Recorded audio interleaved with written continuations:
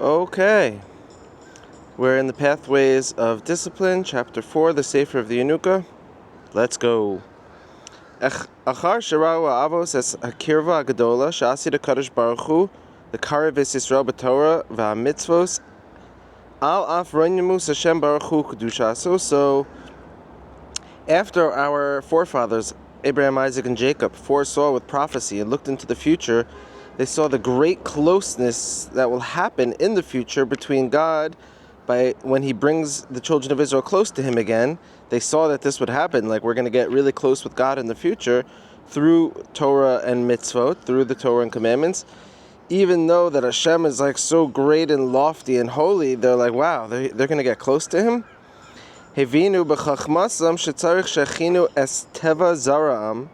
They knew with their wisdom that they have to prepare their children, their seed, their descendants. They have to change their nature. We have to fix a situation so the nature of our children's DNA and personality is in a situation where shelo yis'yashu Yisrael mila'avod lifnei Bari Baruch Hu, where we wouldn't have this tendency to just want to give up and quit and just surrender. Where we wouldn't be we wouldn't be able to handle that closeness to God without giving up and feeling like we're not worthy without them having changed our nature. Whoa. Because after all, after the fact, we're just flesh and blood, and we're normal. It's normal for us to want the physical realm and its pleasures and all the mundane desires. Hadavar alul lahakshos alehem esa amuna shehem hamegushamim yuchlu lavod lifnei Adon Shmai Varetz. It would be too hard for us to have faith and really believe that God's close to us and that we're really with God, because we're such physical beings.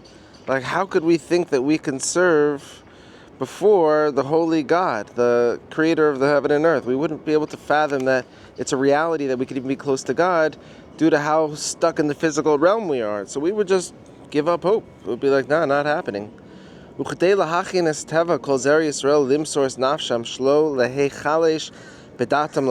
order to prepare the nature and the DNA, you could say, of all the children of Israel, that we should be able to sacrifice our souls and go against logic and give in and suffer a little mentally and physically, that we shouldn't have a weak mind for eternity. Our mind should stay strong from Abraham, Isaac, and Jacob all the way until today. So they needed to change our DNA, so to say. And that's why the ancestors prepared this seventh well, this metaphysical, mystical level that we could tap into. Because that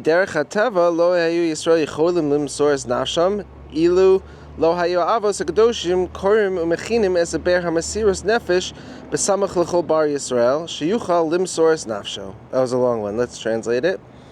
Because according to the world and the laws of nature, according to reality, Israel would not be able to exert ourselves and sacrifice and suffer with our souls if the ancestors did not dig and prepare this well of exertion, Mesiras Nefesh, of self-sacrifice, that is now close to all of the children of Israel, where they too can tap into this element of self-sacrifice. Meaning, if the ancestors didn't make some moves, we would be there's no way we're doing this whole service. We're just here to enjoy planet Earth. It's just about wine and cheese and parties and fine dining and naps. That's what it's about. It's not about exerting yourself and going beyond what you can do. But we wouldn't have the power to even do that if our forefathers didn't prepare for us.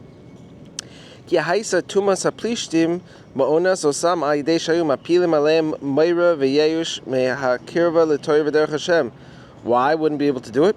Because of the impure force of this Philistine evil inclination that prevents us from getting there, through him lowering us through fear and doubt and worry to get close to the Torah and the path of God. And therefore they would block up the well of living water from Israel. This evil force would block up access for us to get this well. And therefore, Tarchu v'yagu ha'avos l'hachin inyan ze etzel kol zer Yisrael. Therefore, our forefathers hustled and put in effort to prepare this matter next to all the children, the seed of Israel. V'chafru esaberos, and they dug these wells. They dug literal wells, but it's also talking about something metaphysical, something spiritual. Ad shezachu lebe'er sheva, until we were worthy, and they were worthy to get to the 7th well. Shia be'er smucha etzel kol bar Yisrael, which is the well that is close and dear and near to all the children of Israel. Limsor es nafsho, that we could sacrifice our souls and suffer a little and exert ourselves. Ulanetech es hamilchama atzuma mula plishtim, and to win this grand battle, this huge war against this Philistine, against this Plishti evil inclination, the guy standing on our shoulders messing with our chill. V'alkach hizvakeach Avram im Avimelech al oidos be'armayim asher gazu avdei Avimelech meretz plishtim. This is why in the Torah, Abraham confronts Avimelech, who was one of the rulers at that time, regarding the wells of Abraham, that the servants of Avimelech, his other king's servants, were coming and stealing the water from Abraham's well, like coming onto his property, taking his water and taking his well. Meretz plishtim, they were coming from the land of the Philistines to Abraham's portion and stealing water and stealing from the well. And they would seal up also the wells, as it says, malum afar, they would fill up these wells with dirt and like close it off. They're trying to punish us. Shitainas klipas plishtim, which in the metaphysical realm is the claim of this Philistine evil inclination. That us humans, that we're carved out from dirt and soil, we're made from the earth. We can't be spiritual. We can't learn Torah and be before God. So like just like they filled up Abraham's well with soil, it's a metaphysical meaning also. It's like they're like your soil, Israel. You don't have access to the well. You can't go in there. Your soil. And